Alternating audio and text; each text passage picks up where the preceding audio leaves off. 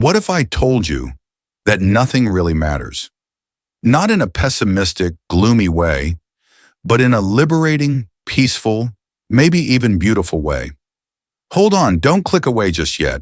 This isn't a rant about how everything is meaningless. This is a story about freedom, about peace, and about one of the oldest and deepest ideas in philosophy, emptiness. Let's start with a story. A few years ago, I was going through a rough time. I was worried about my future, my career, relationships, you name it. I couldn't sleep, I couldn't focus, and I felt like the weight of the world was on my shoulders. One night I found myself staring at the ceiling, asking the classic late-night question, what's the point of all this? And then I stumbled upon a strange concept, a Buddhist idea called Śūnyatā, or emptiness. At first it sounded depressing, but the more I understood it, the more it felt like a breath of fresh air. So today, let's explore this idea together. The philosophy of emptiness comes from Mahayana Buddhism, and more specifically from a thinker named Nagarjuna, who lived around 2,000 years ago. He argued that everything in life is empty of intrinsic meaning. In other words, nothing has meaning all by itself. Everything we know is dependent on time, on context, on perspective. Sounds a bit abstract, right? Let's break it down with something we all know. Imagine a coffee cup. Simple, right? But is it really a coffee cup by itself? It's only a cup because we call it that. Its shape is just clay molded in a certain way. Its function? That depends on who's using it. To a child, it might be a drum. To an ant, it's a mountain. To us, a vessel for caffeine.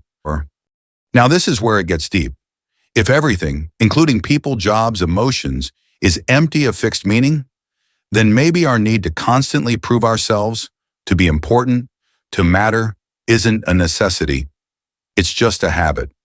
We chase meaning like it's a trophy, forgetting that meaning isn't a thing out there. It's something we create moment by moment. Think of an artist. She paints not because her art will save the world, but because in that moment it means something to her. It's not about being famous or successful. It's about expression, connection, flow. That's the heart of emptiness. It tells us, since nothing has fixed meaning, we're free to create our own. This idea doesn't just come from Buddhism. Modern science agrees in surprising ways. Quantum physics tells us that even solid objects are mostly empty space. And in the vast cosmos, Earth is a speck. Our problems, our egos, they shrink in comparison. Yet, life goes on. Birds still sing, flowers still bloom, we laugh, we cry, we love. Meaning doesn't have to be universal to be real. It only has to be true for you. So what does all this mean for you and me? Well, maybe it's okay that nothing really matters in the grand scheme of things.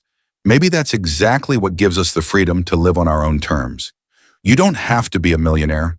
You don't have to have it all figured out. You don't have to carry the weight of the world.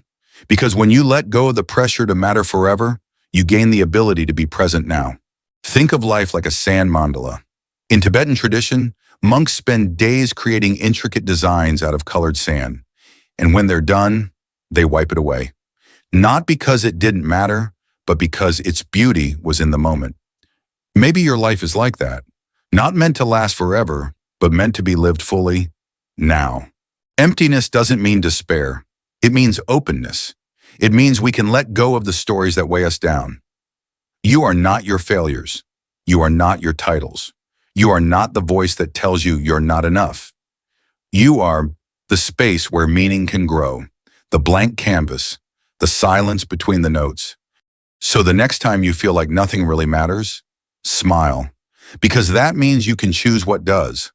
Paint your life with your own colors. Tell your story your way. And remember, in the vast emptiness of the universe, you are the one who gives it meaning.